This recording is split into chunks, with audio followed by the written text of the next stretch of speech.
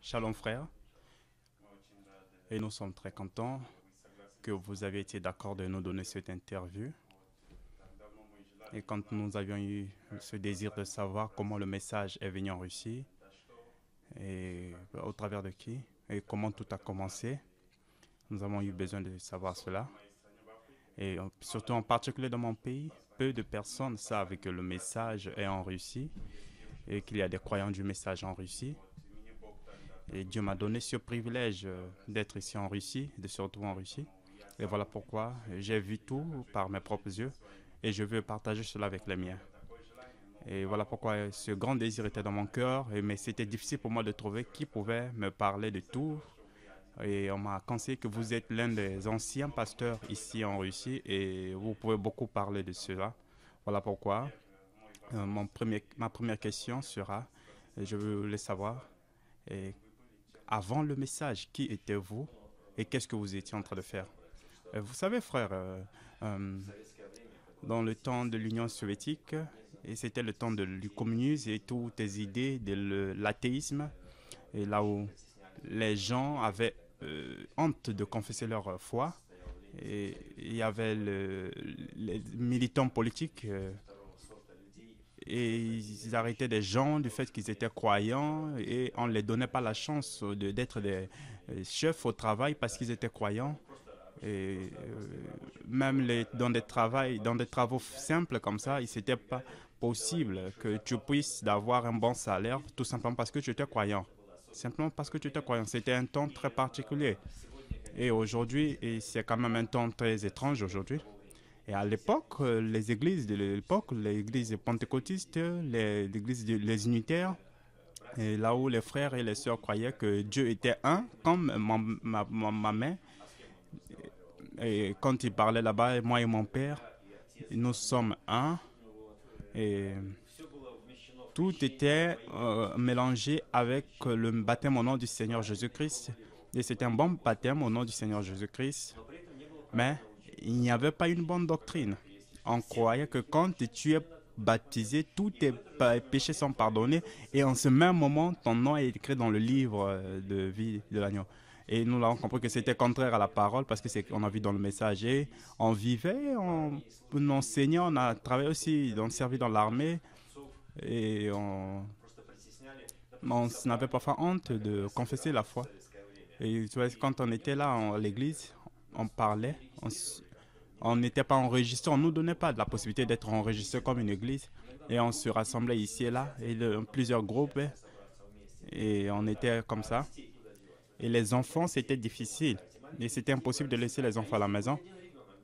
Et quand un enfant était au milieu de vous, lors de la réunion, on vous arrêtait. Et nous, on avait une grosse table et on mettait les enfants. Et quand les autorités venaient, et les enfants se retrouvaient sous la table, et tous étaient là-bas. Les enfants pouvaient voir les bottes des policiers. Mais à cette époque, Dieu agissait d'une manière surnaturelle dans les églises, par les visions, les révélations. Et les gens pleuraient la révélation de Dieu quand ça tombait. Et, et parfois, c'était 12 heures comme ça. Et la sœur était en train de parler. Il dit que je suis en train de voir quelque chose. Et un autre frère avait la révélation. Il disait que frère, tous sortant de là partaient. Et, et quand on voyait que c'était la machine, la voiture qui venait pour arrêter les croyants, et tous, il n'y avait pas la possibilité de fuir. Mais les croyants qui étaient ici, ils croyaient au travers des fenêtres et ils jetaient tout. Ils jetaient tout afin d'éviter que quand les autorités viennent, qu'ils retrouvent qu'il y avait la réunion ici. Et on demandait où sont-ils? On dit où est le réunion? Quelle réunion? Il n'y a pas de réunion ici. Et Dieu nous protégeait comme ça. Il y avait une prophétie que Dieu enverra son serviteur au travers duquel la vérité de Dieu va s'accomplir dans ce pays. Et cela a été parlé dans les églises de Pentecôte, dans les différentes églises, on en a parlé. Et comme je vous parlais de la prophétie que la sœur avait dit quand elle était remplie du Saint-Esprit, grand est mon nom, je vous ai parlé, ainsi dit le Seigneur, je parle par mes propres lèvres, vous avez écouté et pour vous, il y aura une grande erreur quand vous allez rejeter mon serviteur que j'enverrai. Et ça, c'est Dieu qui nous avait parlé au travers d'une sœur. Et en 1949, avant le commencement de la guerre, notre pasteur, le pasteur de notre église, il était un homme qui craignait Dieu, était tellement très humble et un bon serviteur de Dieu. Ça, c'est dans l'église que vous étiez, dans la dénomination? Oui, effectivement. Quand j'étais dans cette église, je peux parler même un peu de mes responsabilités là-bas. J'étais celui qui répondait sur tout ce qui concernait la loi auprès des autorités pour l'église et tous les problèmes des documents, c'est moi qui réglais. Les relations avec les politiques et toutes les autorités. Et s'il y avait des maisons de prière qu'il fallait changer, construire et tout, c'est moi qui réglais ces questions. Il y avait savoir des gens qui prenaient part aux réunions et ceux qui ne prenaient pas part. Et à cette époque aussi, j'étais un soliste de l'église aussi dans la chorale et je jouais aussi dans l'orchestre. Je me forçais souvent à être quelqu'un pour Dieu. Et je vais revenir un peu sur l'histoire. Notre pasteur, il était un Polonais. Il était un homme qui a étudié seulement pendant 4 ans. Il a fait 4 ans. Donc, il n'avait pas de formation. Et par le Saint-Esprit, il lui a été dit que je t'appelle et tu vas prêcher en russe, avec un russe propre. Et tu écriras. Et il était aussi derrière la chaire, il prêchait et il écrivait en russe aussi. Il prêchait en russe, il écrivait en russe. Il écrivait en écriture capitale. Étant un Polonais qui n'a pas étudié la grammaire russe, mais écrivait bien, parlait correct. Et en 1961, il a eu une vision. Il était quelqu'un de très spirituel. Il a parlé de ça lui-même. Il a eu la vision que c'est comme si par sa porte, une personne étrangère entrait, était habillée en blanc et avec un chapeau et court, une personne courte. Et il avait quelque chose le pied droite. Et il y avait aussi 5 petites filles qui étaient avec lui, avec des longs cheveux. Et ils étaient toutes couvertes de ce côté. Et les filles étaient là, tellement très contents, ils parlaient entre eux. Elles parlaient entre eux. Et ils commençaient à voir la personne étrangère. Et la personne étrangère a salué le pasteur. Et quand il a salué le pasteur, il a donné son nom, Billy. Et il a dit quelque chose dans une langue étrangère. Il a soulevé sa main 2 fois au ciel. Il a parlé encore dans une langue étrangère. Il a parlé le nom du pasteur, Pavel, donc Paul en français. Il a appelé Pavel. Et le pasteur ne comprenait pas. Il dit comment il a dû parler de mon nom. Or, nous comprenons après que le prophète a parlé de l'apôtre Paul, le ministère de l'apôtre Paul qui devait comme son ministère. Et le frère là, Pavel, notre pasteur, le Pavel, il a écrit une lettre comme témoignage. Il a dit que, souvenez-vous, de l'océan, de l'autre côté de l'océan, un homme de Dieu viendra auprès de nous et il viendra avec un message qui va préparer l'épouse de Jésus-Christ pour aller en enlèvement. Et quand nous prenons cela, et dans toutes les langues qu'il parlait, on a reçu tous ces messages et ces lettres. Et je vais peut-être vous couper un peu parce que c'est presque la réponse à notre question suivante. Et comment le message est arrivé en Russie? Je veux que vous avez déjà combien de ans dans le message? Frère, 1973 que j'ai écrit le message. Ça fait combien de ans? Il faut compter les mathématiciens. Ok. On va peut-être compter et faire ça. Ok. Donc, j'avais 19 ans, comme ça, à l'époque.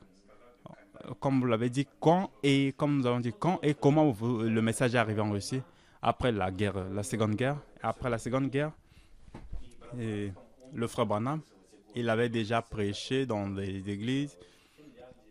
Même en Finlande aussi, il avait prêché, là où il a vu la Russie de loin, quand le petit garçon était ressuscité. Et là-bas, il y a eu un événement très intéressant qui s'est passé. Et là où les soldats russes avaient vu comment l'enfant était ressuscité, ils ont dit c'est un tel Dieu, nous voulons le servir.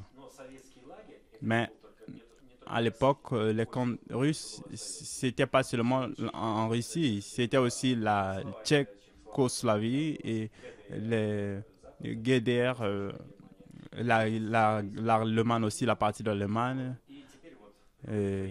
Après, il vient le temps de Gorbatchev qui détruit le mur et c'est là où les relations ont commencé. Et il y a eu le premier frère qui est venu auprès de nous, c'est le frère Eddie Biscol. Et là, j'étais déjà à l'église. Et après l'armée, après avoir servi, donc j'avais 23 ans. Et le frère Biscol était venu pour savoir si et réellement le frère Pavel, notre pasteur, avait eu la vision. Et quand il était convaincu que c'était ça, et le frère Biscol a agi d'une manière très sage. Il est venu, il a parlé.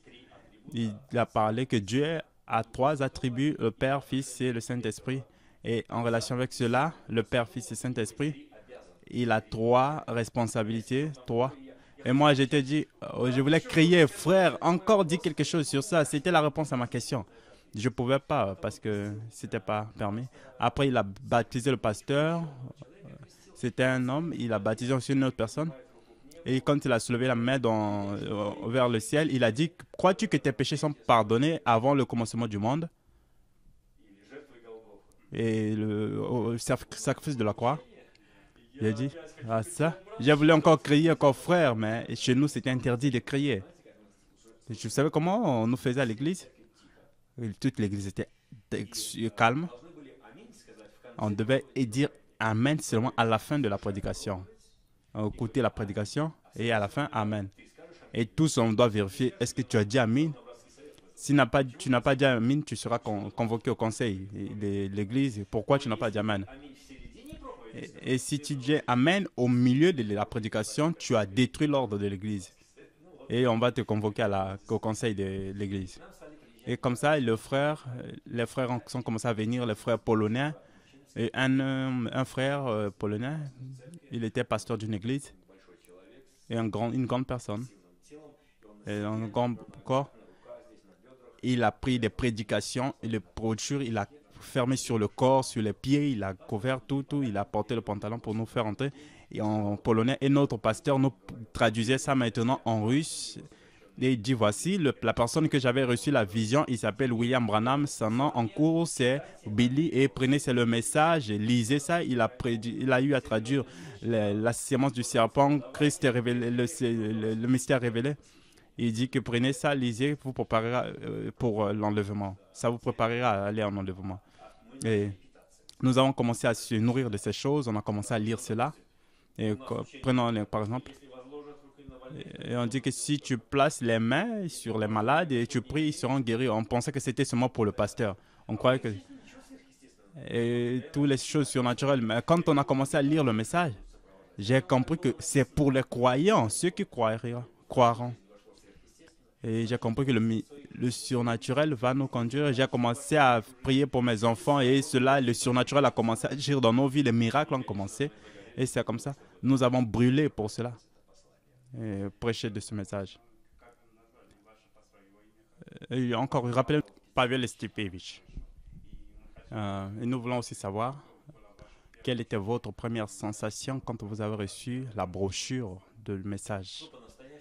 Et en réalité, quand j'ai pris la première, c'était le 7 sauts, j'étais surpris. La tête était vraiment très reçu un choc de voir des choses que je n'avais pas eu de voir des choses que je connaissais déjà, alors que je n'avais jamais été dans une école religieuse ou quelque chose, ou des cimetières. Et je savais que Dieu était seul, je croyais à cela. Et quand je lisais ça, j'avais déjà des choses qui étaient dans la tête. Et quand je lisais, je savais que c'est le prophète de Dieu que je lisais. Je croyais cela, il m'était révélé par une vision. Je dirais comme ça. Pour la première fois, le message que j'ai reçu, quand il parlait, quand il était à la chasse et il a rencontré telle personne, c'était des trucs parfois qui ne sont pas compréhensibles pour moi parfois. Je dis ça, oui, ça, oui, ça, oui. Et ça, c'est Dieu, Dieu en action. Eh, mais pourquoi ça, il n'y a pas chez nous? Je suis parti demander, mais pourquoi ça, il n'y en a pas? Le pasteur m'a dit quoi? Le pasteur a dit, prenez le message, prenez tout, lisez. Et c'était difficile. Il y a eu la révélation, et quand j'ai eu, sortez d'elle, la dénomination sortait du milieu d'elle. Le pasteur, j'ai commencé à parler avec le pasteur des groupes, les frères qui étaient responsables. Et on était des jeunes, les jeunes, on parlait. Tout ce qu'il nous faut, les frères nous diront. Et quand j'ai rencontré un frère, le message en tchèque, en République tchèque, j'ai vu le message. Et je ne parlais pas de place, de l'écriture, de mes écritures. Je ne lisais pas, peut-être ça ici, c'est ça, pour savoir la Bible en tête ou quoi. Cela nous avait révélé à lire toute la parole, pas seulement la Bible, toute la parole comme de Dieu. Je ne pouvais pas. J'avais 4 enfants. J'ai 4 enfants. Et j'avais un bon travail et j'avais de bons salaires. J'étais dans la construction et j'ai laissé le travail. Je suis parti parler du message à toutes mes connaissances, toutes mes connaissances. Et partout où j'avais des connaissances, je suis parti au travers de la Russie. Et j'ai commencé à comprendre que Dieu était vivant, et pas seulement du message, mais parler de la vie de Jésus aux gens. Et gloire à Dieu. Et encore une question, nous voulons savoir, nous savons qu'en ce temps, comment il était difficile pour vous de confesser votre foi, parce qu'à ce moment, il y avait des conflits politiques entre la Russie et l'Amérique. Mais comment vous avez pu recevoir le prophète qui était un Américain? Vous savez, frère, le message est venu chez nous déjà après Gorbatchev.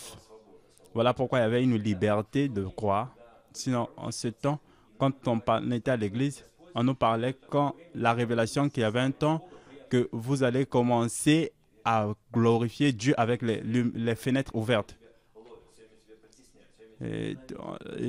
Parce qu'en tout temps, on nous détestait autre ceci, cela.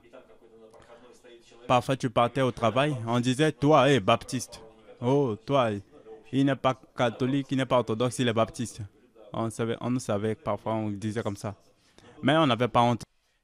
C'était difficile parce que je suis revenu de l'armée de l'Allemagne et mon grand-père a été croyant, il a été jugé.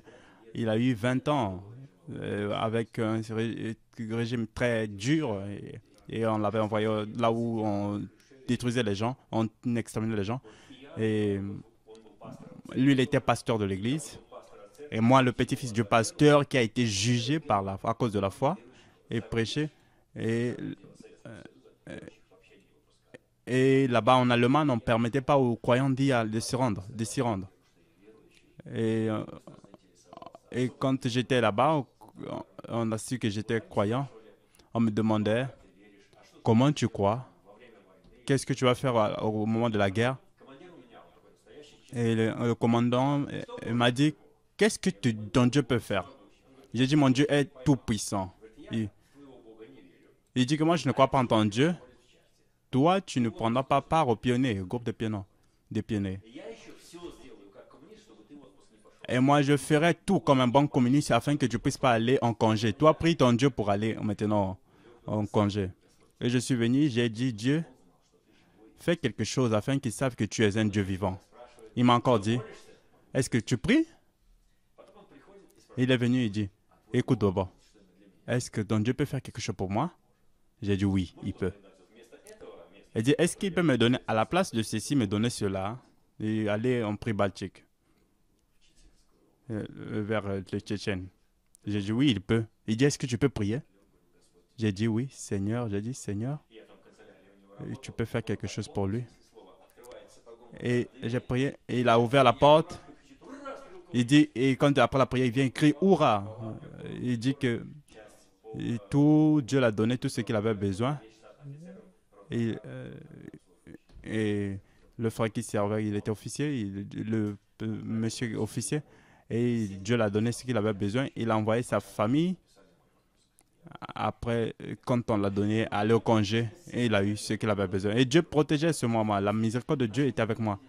On nous détestait du fait que on avait des relations avec des frères américains, bien que même jusqu'aujourd'hui, quand les Américains viennent, on peut avoir des problèmes, même aujourd'hui, parce que c'est un Américain. Mais quand on parle, nous disons que notre prophète a prêché pour la Russie, il a parlé pour la Russie. Il montrait comment le système de communisme et tout, comment cela fonctionne. Et pour nous, Dieu, nous sommes reconnaissants, Dieu nous a donné ça. Il y avait encore une question, frère. Quelle était votre première révélation dans le message? Il dit les oins du temps de la fin. Il dit, oh, c'était une véritable bombe spirituelle pour moi. Parce que j'ai vu des gens qui parlaient dans des langues, en langue, et ils vivaient une vie qui n'était pas bonne. La sœur pouvait prophétiser et commencer à, après encore, discuter avec sa voisine, elle l'a soulevé et faire tomber. Une sœur qui prophétise. Et notre pasteur disait, le Saint-Esprit ne se mesure pas par les prophéties ou autres, le parler en langue, mais par la vie que tu vis. Et ça, c'était mon expérience comme jeune garçon. J'étais chez les baptistes, chez les pentecôtistes. Et tous, si je parlais, il y avait des gens beaucoup hypocrites. Ils savaient la vérité, mais ils ne vivaient pas comme ça. Il a la femme, ceci, il a ceci. Il a eu une vie injuste, une vie, il voit, il fait ceci au travail. Et il prêchait, mais comment il pouvait prêcher la vérité en se conduisant comme ça? Comment Dieu les bénissait? Et qu'est-ce que c'est? Qu'est-ce que c'est? Et quand j'ai eu les oins du temps de la fin de cette prédication, voir que la pluie tombe sur les justes et les injustes, et l'autre qui traduisait qui avait une mauvaise vie et l'autre avait une bonne vie. Et le deuxième, c'était le libre arbitre. Et tu sais, frère, le temps, on est cherché seulement à dire aux maîtres de la pression aux autres, tu dois ça, tu dois montrer ceci. Mais le libre arbitre, c'est toi-même qui choisis là où tu veux ton chemin. Et tu crois ça ou tu ne crois pas ça. Tu fais ça ou tu ne fais pas ça. Oui, bien sûr, le terme épouse, du sens du propre de mot, sens propre de mot, était quelque chose de fondamental, de la révélation fondamentale. Nous savions que vous êtes pasteur à l'église d'une petite église à Grodna, et nous voulons aussi savoir comment vous avez commencé à servir Dieu et comment Dieu vous a touché. Ah, c'est une histoire très intéressante, frère.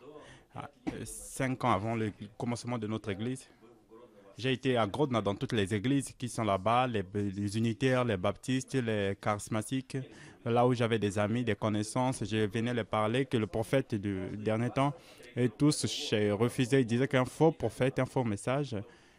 Et je retenais un peu derrière. Et je dis, montre mon Dieu vivant. Je dis que si je disais aux autres qu'avec la responsabilité que vous avez en tant que croyant, vous devez sortir de ces églises comme ça. Et c'était un véritable scandale. On disait crucifiez-le. Je me souviens comment on crucifiait Jésus-Christ, criait crucifiez-le. Et là, c'est toute l'église qui criait. Toute l'église. Et un criait faux prophète, faux message. Faux prophète, faux message. Et je regardais le pasteur qui était depuis la chorale, je voyais au pasteur. J'ai dit, frère, est-ce que pour vous, c'est aussi réellement un faux prophète, un faux message? Je croyais que mon prophète, mon pasteur devait me défendre parce que c'est lui qui nous a traduit le message. Il avait la vision, il avait eu la vision, cela lui a été révélé. Et j'ai vu, il avait la tête courbée, il ne pouvait rien dire. J'ai dit, frère, si pour vous c'est un faux message, un faux messager, alors enlevez-moi de votre liste d'église. Et après, 5 ans avant le commencement de notre église, et je causais avec le pasteur et qui avait rejeté, et les frères qui ont rejeté, tous sont rejetés. Et toutes les portes étaient fermées. Et après, alors, je suis parti à 7 km. J'étais à 7 km de Grodna. Et j'ai senti réellement une commission de Dieu de partir là-bas à Grodna prêcher, que là-bas il y a des gens qui vont croire à ce message. Et je suis parti en message missionnaire avec ma femme. J'ai demandé, tu aller? Elle dit, on ira où? J'ai dit, moi-même, je ne sais pas là où nous irons, mais je ne sais même pas ma femme. Tu me poses une question dont je n'ai pas la réponse. Je ne sais pas. Je suis à Grodna, mais où, je ne sais pas. Et c'était un certain lundi, et en partant lundi, mardi, mercredi, jeudi, vendredi, samedi, soir, elle lui demande où ira. J'ai dit, je ne sais pas, mais Dieu connaît là où nous irons. Demain, nous irons à Grodna. Et nous sommes partis, on cherchait l'église. Est-ce que là-bas, il y a une église, on part? On tourne ici, on parle ici, on tourne pas ici. J'ai dit que je pensais qu'on devait aller au centre de la ville. Et en partant au centre de l'église, vers central, une place, on a vu un baffle. Et j'ai dit qu'on rentre ici. Elle dit, où tu sais? Ma femme demande. J'ai dit, je ne sais pas, mais on rentre. Et j'ai vu le pasteur, on avait causé 50 de cela, il avait refusé le message. Mais je lui ai demandé, mon frère, qu'est-ce que tu es venu chercher? J'ai dit, je suis venu pour parler du même message. Et il dit, frère, prêche et ne te retiens pas. Et là, j'ai commencé à voyager en Ukraine, partout, prêcher un message. Pour la première fois, quand il m'a été révélé de prêcher, c'était il y a eu 80, plus de 80 personnes, des jeunes musiciens, qui louaient une maison. Je ne savais pas dans quel état était le pasteur de cette église, mais lui étant pasteur de cette église, et il était sorti de l'alcool. Il prenait beaucoup d'alcool, de la dépendance alcoolique. Et Dieu l'avait donné une église. Après, il s'est retrouvé encore dans l'alcool. Il était parfois très sous de la manière qu'il ne pouvait même pas ouvrir la porte pour rentrer. Il était debout. Il était en train de prêcher avant la communion. Il dit, ne voyons pas ça à quelque chose, parler en langue, parler en langue, parler en langue. Et il était sous totalement. Et il parlait en langue, tous criaient en langue. Et c'était dans un bruit terrible. Je me suis retrouvé dans une église comme ça.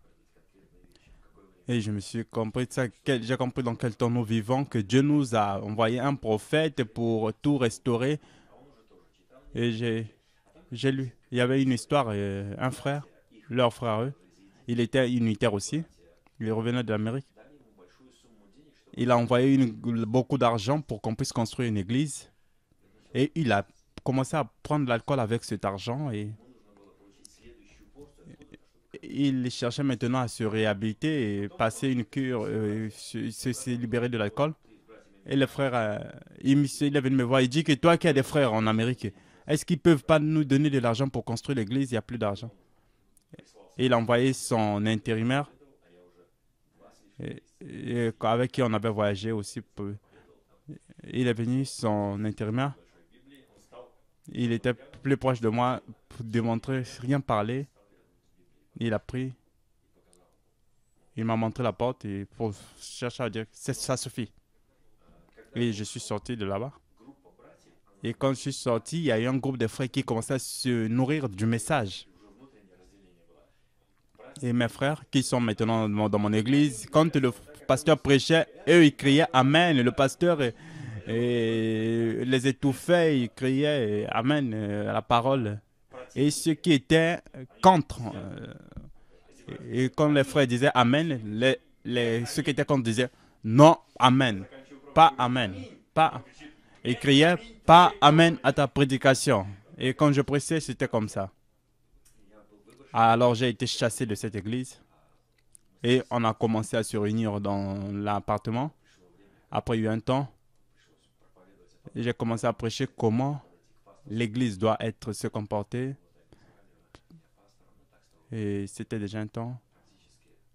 Là, dans peu de temps, ça sera 20 ans que nous sommes ensemble. Et l'église n'est pas si grande. Nous prions pour le réveil. Et nous prions aussi, demandons aux frères africains de prier pour nous. Donc, à Grodna, nous avons beaucoup d'Africains là-bas et qui étudient. Et j'ai toujours eu un grand désir qu'un frère africain qui peut parler anglais ou français, qui vienne là-bas afin de parler du message aussi à ces jeunes étudiants africains. On n'a pas de frères à l'église qui savent l'anglais ou français. Et encore une question, je vais poser. En comparant le temps de l'Union soviétique et notre temps, qu'est-ce qui a changé dans le message, dans votre forme message, dans le message? Je ne comprends pas. Qu'est-ce qui a changé au travers du message ou bien dans le système? Oui, dans le système. Bon, premièrement, la liberté que tu peux confesser comme n'importe quelle religion, peu importe qui, parce que vous savez, l'orthodoxe était l'église de l'État. C'était il y a parfois l'église catholique aussi qui se retrouvait au côté de Pologne. Et eux, au moins, ils avaient quand même la relation avec le gouvernement. Mais d'autres églises, non, non, non. Parce que l'église, c'était l'église de de l'État. Et au temps de l'Union soviétique, quand il y avait la fête de Pâques, les enseignants de l'école savaient que tu étais parti à l'église et on te punissait, on te plaçait au mur, on punissait. C'était pas une plaisanterie, hein. Et mec, bien sûr, tout cela a changé. Et je veux aussi dire, frères, chers frères, comprenez, au temps de l'Union soviétique, les gens étaient si moraux, l'immoralité était vraiment si bas. On ne pouvait pas comprendre qu'une fille soit mariée non vierge. Il n'y a pas que un jeune de la génération, nouvelle génération, se comporte anormal face à un ancien, ou bien dans les transports, qu'un jeune ne refuse de laisser la place à un ancien. J'ai servi dans l'armée. On était là-bas, il y avait des Ouzbékistan, tous, avec des yeux différents comme ça et autres, tout, mais on était un seul peuple, peu importe l'appartenance.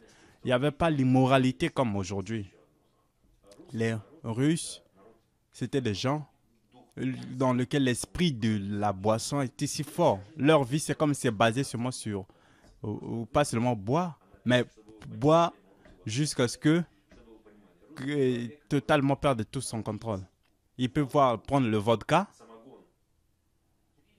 3 litres pour 2 personnes. Et quand il ne peut arriver jusqu'au niveau, il se rend plus grand compte de quelque chose.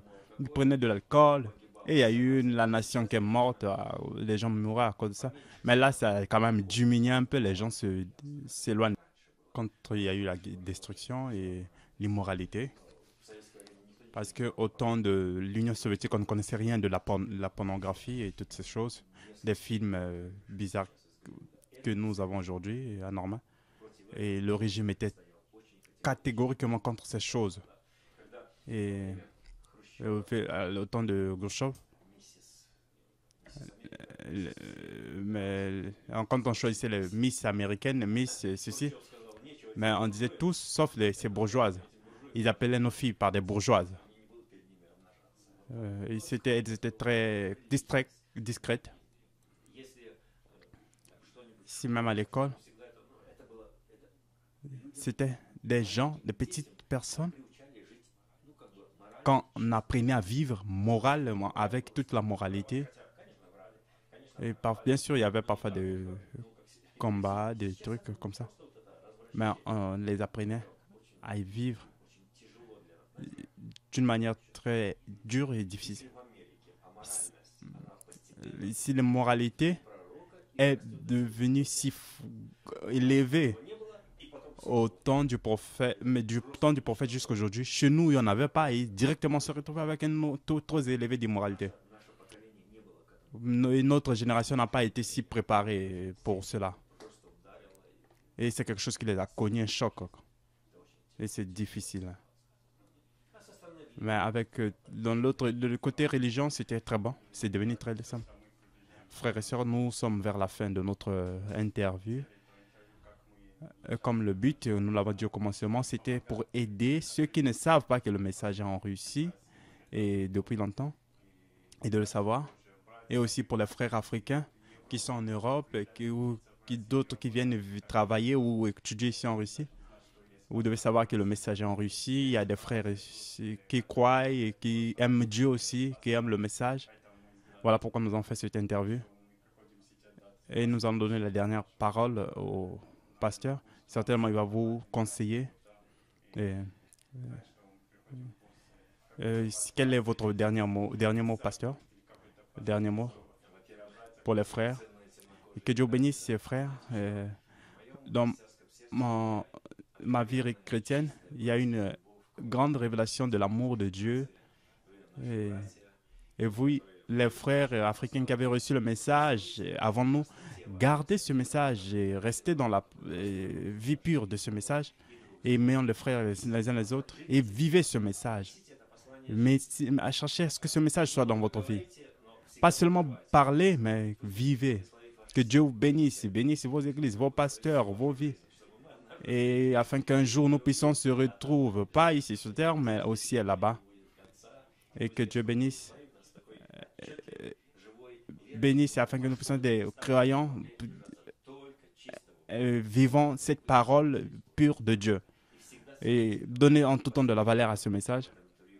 Et jamais, ne changez jamais cette parole de Dieu. Il y a la force de cela. Peu importe, croyez à cela et que Dieu vous bénisse. Je veux aussi ajouter quelque chose parce que ici en Russie, il y a beaucoup de frères de différents pays qui ils étaient croyants au message et venant ici, ils se perdent ici en venant, le message, ils oublient tout. Quel est votre conseil en tant que pasteur? Vous pouvez les donner, prodiguer. Certainement, ils verront ça parce que c'est une vidéo qui sera publiée dans un site public. Je vais leur dire que c'est très dangereux pour quelqu'un qui était sur le chemin droit et de se retrouver derrière. Et je vais vous montrer. On a une ligne droite. Et si quelqu'un part de la ligne droite et il va dans la vie mondaine et autres tout, il y a une seule règle. Il ne faut pas chercher un raccourci, prendre un raccourci. Reviens là où tu étais sorti et repens-toi et cherche à retrouver le chemin droit et dans ton cœur afin que Dieu vive dans ton cœur. Et soyez confiants que si Dieu veut vous sauver, d'une manière ou d'une autre, il vous sauvera toujours. Parfois, si tu veux pas, tu en aimes toujours que tout se passe bien, mais parfois le mal peut arriver. Merci Dieu, merci pour ce privilège. Que Dieu vous bénisse richement, frère. Et vous tous qui nous avez suivis, qui vous suivez cette interview, que Dieu vous bénisse richement. Je crois que ça a été une bénédiction pour vous. Et bénissons aussi le frère Sergei Khulsov qui est derrière la caméra. Et que Dieu bénisse richement tous. Shalom, shalom.